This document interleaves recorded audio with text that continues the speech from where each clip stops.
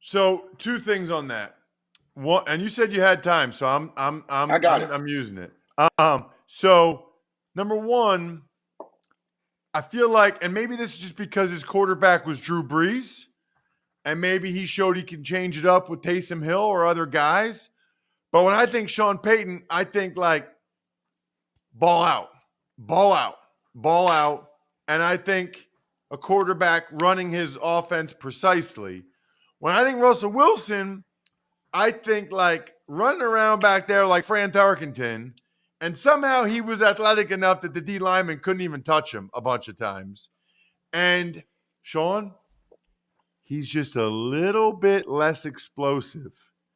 And that little bit, as you know, is the difference. I always tell people, I started 25 games my second, third, and fourth year, played in 40. Then I had a back surgery. And I was always like a little bit stiffer, a little bit less explosive after my back surgery. And here's the problem: I was average at best before the back surgery in those categories. So now I'm a little bit below average in those categories. I hung around for 3 more years, never started another game. And like that little bit's the difference. So I guess it's a two-part question, which they tell you not to do, but whatever. Question one is, how does Peyton call the offense with Russell? In other words, does Peyton call it differently because he has Russ, or does Russ adapt and become a Breeze like point guard? And that's number one. Then number two, I'll ask you after number one. Do number one first. So I think this is where you have to give credit to Sean Payton. I think he's in that same vein as Andy Reid, Kyle Shanahan. Look at the success San Francisco has had. It hadn't mattered if it was Garoppolo, Trey Lance, Brock Purdy. It didn't matter. Like Shanahan's calling the plays. They've been really good. Andy Reid. People forget he had a whole bunch of success there in Kansas City with Alex Smith. But they couldn't quite get over the hump. Then you get a mercurial talent like Patrick Mahomes, who's a once in a generation, and they win a championship. Sean Payton in New Orleans. Super productive offense. It didn't matter if Reggie Bush was in the backfield or Darren Sproles or Mark Ingram or Alvin Kamara, always made it work. You look at receiver, Marcus Colston to Mike Smith to now. It did not matter. The pieces, the faces during that period that Breeze was there, they all changed, but they still were extremely successful. There isn't a throw that Drew can make that Russ can't make. And diminish Russ athletically is still 10x Drew athletically. So, if you're just talking about the pure talent, Russ has more of it. Now, Drew had elite preparation. He had an unbelievable consistency of being able to be calm when everything around him was chaotic.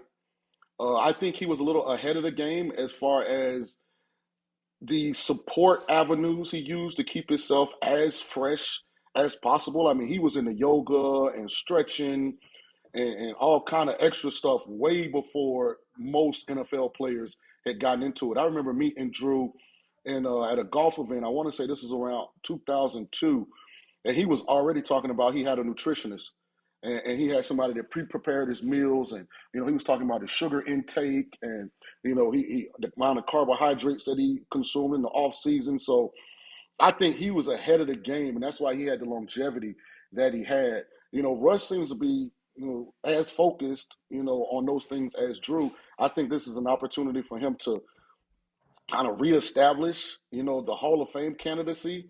Because before last year, we probably were looking at Russ, and you correct me if I'm wrong, as a definite Hall of Fame finalist. And if he went to Denver and did what they anticipated, you're probably talking about an early entry into the Hall of Fame. So all of that was derailed last year, Ross. So this is I got to get my legacy back in order year for him. So I think he's definitely going to bounce back, and I think he's going to make people forget last year. You think Deshaun Watson bounces back?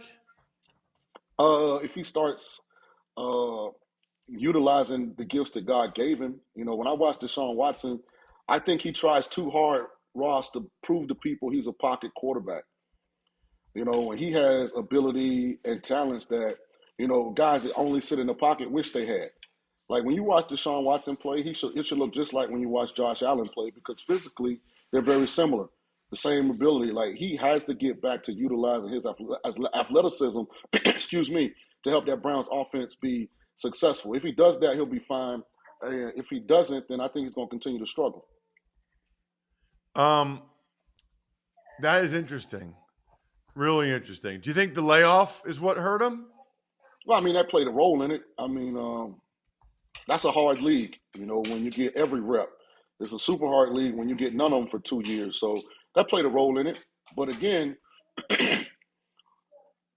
he's like, if you're just talking pure talent, I mean, he's top 3, 5 in the NFL. I mean, forget what they're able to do on Sundays. If we're just going, how tall are they? How fast are they? How far can they throw it? How hard can they throw it? How high can they jump? I mean, there's not a lot of guys in the NFL that are more blessed than Deshaun. I mean, because he can do all of those things. And I think what we saw in Houston was him being comfortable in who he was. He came back, and it's a small sample size, but I thought he was trying too hard to be something else. And hopefully he gets back to being Deshaun next year. Let's say that Jonathan Gannon hired you as the quarterback coach of the Arizona Cardinals. And again, I feel like every time there's a quarterback that's like 6 foot or whatever, I always think of you because you were like a real outlier back then, man. I Like late was. 90s, everybody's like, what are the Bucks doing with this little quarterback? Nobody now, college football, they're all your height. Nobody Right. cares anymore. But back then it was like you had to be 6'3", and you were like the outlier. Now, Kyler Murray, I don't even know how tall he is. But if you were the quarterback coach there, what would you tell him? Well, first thing I'd do is tell Coach Gannon, you can fire me if after year 3 he hadn't made a Pro Bowl and we aren't in the playoffs, because Kyler's fixable. He's fixable. The problem was, they gave all of this power and control to a mercurial talent that still had a lot of immaturity. And Cliff Kingsbury, a guy that I think a lot of people like as a person, but I don't think a lot of people supported the Cardinals' decision to hire him in the first place based on what his resume and record was as a head coach. So he wasn't strong enough to really go and handle Kyler without the support of the organization. And I don't think he ever had the full support of the organization as far as, can I really discipline Kyler? And I think that's what Coach Gannon is going to have to establish right from the get-go. Hey, we got to do things a certain way. I know you're capable of doing them that way. I'm going to hold you accountable to that. And if you do things right, then guess what? We're going to have a long relationship. If you don't do things right, then guess what? I'm going to ask to move in a different direction. And if Arizona really wants to ever fix Kyler, then that's the approach you have to take. And you have to be willing to have real bite behind those words. Wow. And that's interesting. Man, he's got a lot of ability. He does. He's super talented. I'm convinced there's never been a human being whose feet move as fast as his. And I know he's not the fastest quarterback because he got like the Fred Flintstone thing going there a little bit, but there's no way anybody's feet have ever moved faster than him. Like, it's unbelievable. Right. And one thing that I would work on him with, the first thing I would want to watch of him is a body language cut up. I was like, this doesn't take any talent, Kyler, but this is what you look like. And this may not be how you're actually feeling, but this is what everyone sees. And what everyone sees, they're going to take as truth. So we can easily fix this. And then I would film him in practice. The thing about the NFL, they have enough money, they got enough people, whatever as a position coach you ask them to film, they can film. I would film him in practice. What do you look like running from drill to drill, Kyler? What do we look like after incompletion? What do we look like after a touchdown? And then let's compare it to the all-time greats. Let's go look at some of the other guys, some of your peers, and see how they handle success and failure. And then let's figure out, when we come back from this knee injury, how to make people completely forget the narrative that existed about you. Because that's what my whole approach with him will be about. Hey, we got to push pause. Not because of something we wanted, but you're hurt. So now we got a chance to get right, and we don't have to do it in front of the cameras. We can get right so the next time we are in front of the cameras, we're what we want to be. Why does body language matter? Well, because everybody's feeding off of you. And it also, goes directly to accountability. A lot of times, people are seeking comfort when things go wrong. One of the things I would do with Quentin and with every quarterback, because I've had a lot of them, 707, different things. If they make a mistake, Don't come to the sideline talking to me about well, you thought this coverage and that. No, no, no, no. Hold on. You control all of this because listen, the last hand that ball ever leaves is yours. So first of all, don't let somebody else's mistake become your problem. Secondly, see a little, see a lot. See a lot, see a little, Ross. We can't read everything in year one together. Let's pick out something small. Let's focus on it. Let's utilize it. And then remember this: a great throw beats a bad decision a whole lot of times. When we throw that football, only people in the entire stadium are you and who you're throwing the ball to. And then we're gonna grow from there. We're gonna develop from there. Like no excuses, no explanations. Hey, you can never go broke taking a profit. Like these are things they're gonna hear every day. Like ball location, ball location, ball location. I used to grade every throw in practice. He got a decision grade. He got a was it completed grade, but he also got a ball location grade. So it might be one of those situations 707 where he went 14 and 17, but 5 of them was miraculous throws. And so that ball location percentage is going to reflect that because I don't want guys to get comfortable. We got the back open in the flat. You throw the ball, with his back hip. He got to turn around to catch it and he falls down. Like that ball should be front side, sideline, shoulder. We're throwing out breaking routes, Ross. We never miss inside.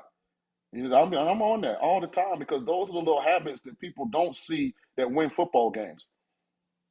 Did you know this stuff when you were a player, or is this stuff that you kind of wish somebody had told you and maybe your career could have been even longer or better? Well, I think I never got the chance to really grow. A lot of people don't know this, but I mean, we changed offensive coordinators my first 4 years in Tampa. I had Mike Shula in year one. I had Les Steckel in year two. I had Clyde Christensen in year three. And then we had John Gruden in year four. So my first 4 years in the NFL, that entire offseason was learning a new system. I never got to go into year two with any of those guys. And to me, that's where you really grow. When you can sit Yep. down and watch yourself cut up and, kind of, okay, big picture wise, okay, this is what we're trying to get accomplished. We call this pass 32 times this year. This is all the cut ups. Let's talk. I never got to do that because we were always, changing coordinators. So now when I get the opportunity to coach quarterbacks, I understand that aspect of it and I utilize it to my advantage. I got to create a guy that can be calm when it's chaotic. And everything I do is to create muscle memory so that when they get in the game, they're not thinking about certain things because it's second nature. Like when we throw deep balls, 100% of them are overthrown. 100% of them are thrown out of bounds or overthrown and incomplete. Like you're gonna hear me say that. Like we can't miss deep shots, right? Like we can't go broke taking a profit. If you push that ball into triple coverage and the check down is right there on 1st and 10, come on, let's be smart. Right? It's about game management. It's about understanding situational football. Hey, we're backed up. We're in a 2 minute, drive right before the half, but it's only 36 seconds and it's first down. And, the right tackle, gets beat. Throw the ball away. Don't take the sack. Like instead of trying to be He-Man right there, the right tackle, he steps wrong, the guy beats him, throw the ball away. Get us a 2nd and 10. Instead of taking a sack and now we got to burn a timeout. Now we're in 2nd and 16 or 17 and it looks real bleak. Like just little things, making those, the priority, putting a lot of emphasis on those things day in and day out. Going to let you go. I just wanted to tell you the whole thing. That's why Hurts was so good this year. It was his first time since high school he was in the same offense 2 years in a row. Never had it in college, never had it in the NFL, and it made a huge difference, obviously. And then I had 9 O-line coaches in the NFL, and I don't think I would have been like a Pro Bowl or anything, but I am curious, like, how I would have been if I just had one O-line coach and one system and like just let me try to master that. I don't know how good I would have been, but I would have been better than switching my technique every year. That's for sure. And the big thing with me is I would have had somebody in my corner. The tough thing for me was we kept switching coordinators. So then when they're in those personnel meetings, I mean, nobody's really in there that can, back you up because, we were changing quarterback coaches as well. I would say this: Peyton Manning was going to be a Hall of Famer, probably no matter where he went or where he was drafted. But a part of his greatness is the fact that he had Tom Moore and Howard Mudd, like the first decade plus in Indianapolis. Yeah. And for a quarterback, man, that's how you get to level, 6, 7, and 8 of a system is you stay in that system. So, Indy showed, how to develop a young quarterback into a great one, and stability is a big part of it. Check him out on social media at Real Shaun King, Shaun King. Don't follow the other Shaun King, at Real Shaun King. And check out his show, VSIN Live, 6 to 9 p.m. Eastern Time. Outstanding. Actually, what's the name of the show? Primetime? Yep, prime time. VSIN Live Primetime. Love Yep. it. So, Shaun, I'm disappointed I didn't run into you at the Super Bowl, but I heard you on a radio interview later in the week when I was back here, and I was like, I got to talk to that guy. Thanks so much for coming on the show, man. Really appreciate it. all right, thanks for having me, Ross. Good luck with everything, man. You're always doing a great job. You know that. Thank you.